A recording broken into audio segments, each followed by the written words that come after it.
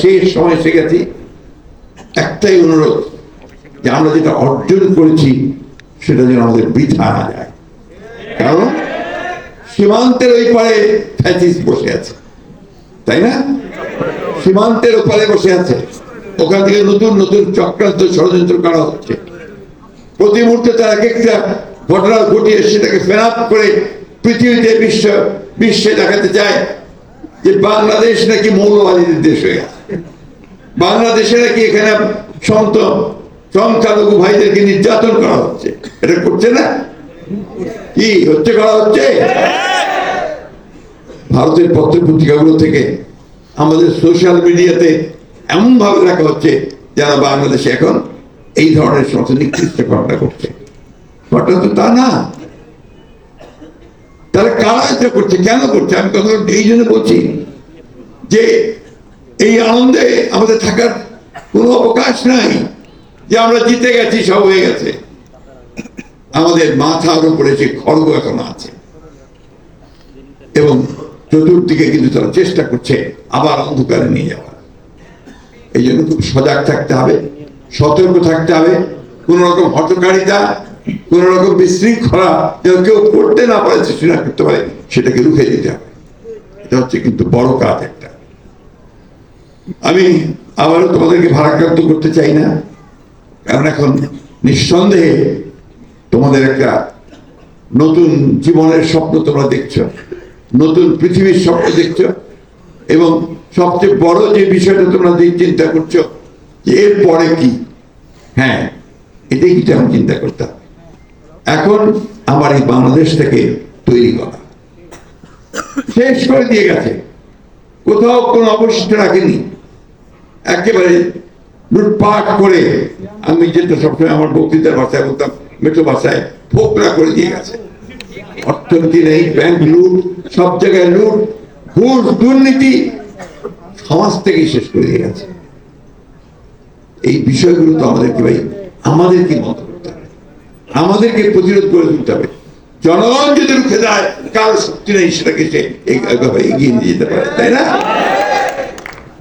আমার অনুরোধ, যে যারা আজকে এখানে আছো, শুধু ঠাকুরের ছেড়ে তোমরা ছাত্র, তোমরা এই আন্দোলনে অংশ নিয়েছ, তোমরা এর অংশীদার, তোমরা এই বিষয়গুলোর দিকে সজাগ দৃষ্টি রাখবে এবং কেউ যেন আমাদের অর্জিত সম্পদ কেড়ে না নিতে পারে তার দিকে আমাদেরকে লক্ষ্য রাখতে হবে। ঠাকুরের বিষয়ে কথা বলে আমি শেষ করব। আমাদের তো সারাটা জীবনই কেটেছে ঠাকুরের, প্রায় লেখাপড়া করেছি, ঢাকায় এসেছি, ঢাকা কলেজে পড়েছি, ঢাকা কলেজে মাস্টারি করেছি, চাকরি করেছি। সেই সমস্ত ছাড়া সবসময় ঠাকুর গাছে থেকেছি। এখনো ঠাকুর গাছে মনে হয় গেলে যে মানে যেন ঠিক মায়ের করে আসলাম, তাই না? বাস্তবতা আমাদের নস্টালজিয়া তো কাজ করেই। তো সেই ঠাকুরগার অনেকগুলো সমস্যা আছে। প্রধান সমস্যা হচ্ছে ঠাকুরগাতে ইকোনমিক অ্যাক্টিভিটিস যেটা, সেটা খুব কম, যার ফলে আমাদের মানুষের আয় কম। একমাত্র কৃষিকাজ ছাড়া কিন্তু খুব বেশি ইকোনমিক অ্যাক্টিভিটি নাই। ব্যবসা বাণিজ্য খুব কম, অনেকের কলকারখানা ঠিক সেইভাবে গড়ে ওঠেনি, সঙ্গত কারণে গড়ে ওঠেনি। কারণ এখানে যে যোগাযোগ ব্যবস্থা, যাতায়াত ব্যবস্থা, ইনপুটস, যেমন পঞ্চগড়ে মাটি একটু খুললেই পাথর, তাই না? ওই পাথর দিয়ে তো lakh lakh million million dollar কামাচ্ছে। সত্য কথা। এখন একটা নতুন জিনিস চলছে, যেটা হিরোরা শুরু করেছে, চা বাগান করছে।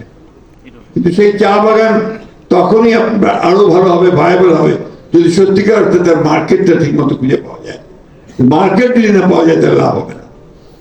এই জন্যে আমি যখন সরকারে ছিলাম, আমি চেষ্টা করেছিলাম যে ঠাকুরের এগ্রিকালচার প্রোডাক্টসটাকে বাড়ানোর জন্য, এবং সেই কারণেই আমরা বরেন্দ্র প্রজেক্ট, বহুমুখী প্রজেক্ট আমরা নিয়ে গিয়েছিলাম, যাতে করে আমরা পানি ব্যবস্থা করে আমরা যেন কৃষিটাকে এগিয়ে নিতে পারি।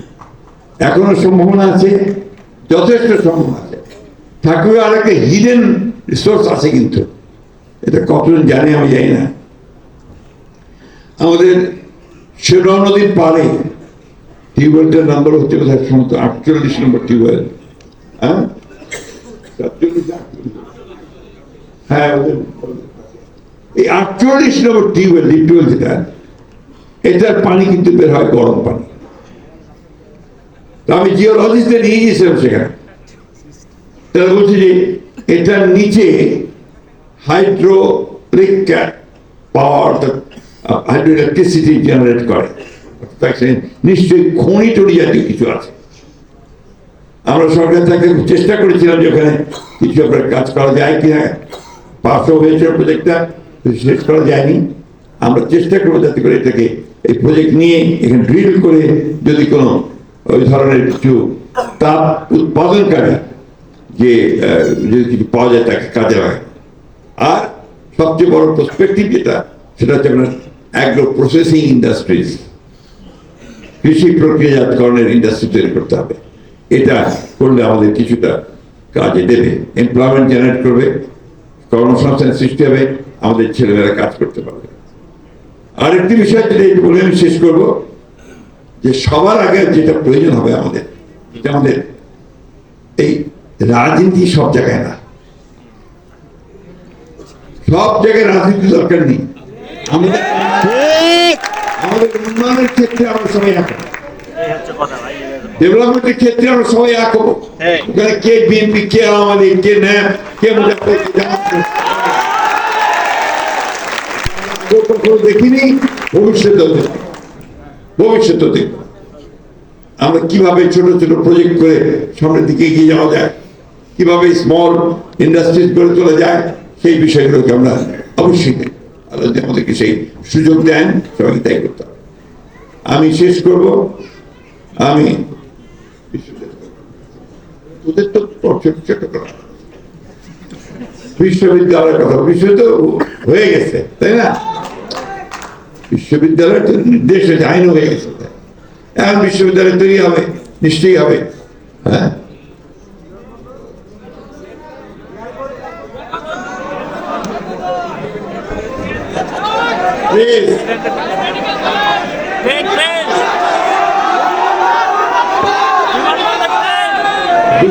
মেডিকেল ইঞ্জিনিয়ারিং,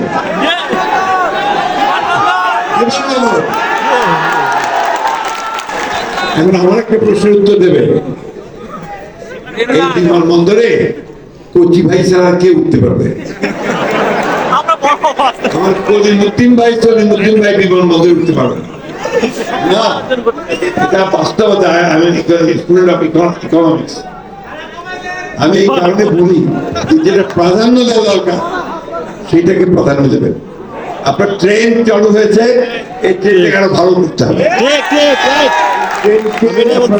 2টা 3টে করে ট্রেন চালু করতে হবে।